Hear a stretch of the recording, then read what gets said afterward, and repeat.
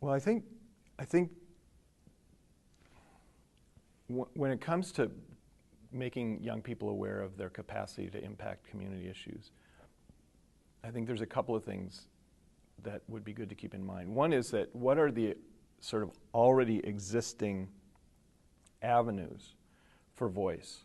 You know, helping students understand even how their school works. Like, what's the role of a school board? What's the role of a teachers union?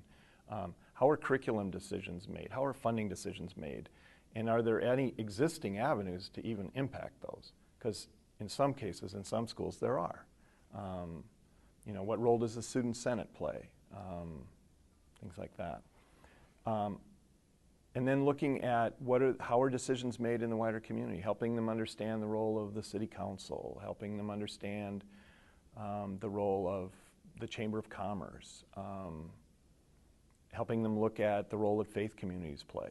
So part of empowering young people is to make them conscious of how are decisions made, how do you sort of analyze that process, how can you insert yourself within it, what are already existing avenues. But I think the other thing that I would do with young people is questions of sort of like stretching the envelope. You know, and that I would say has more to do with like awareness building, making people conscious of issues.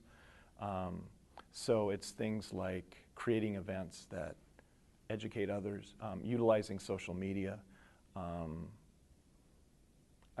and realizing that in some ways, one of the lines I often use with young people is, if you're concerned about an issue and you do something publicly about it and you try to get media attention on it, you're probably going to have, on average, better results in terms of getting the media there than if adults do it, because the media expects adults to do that. It's not really news in the same sense. I think it fascinates adults when young people get concerned about something.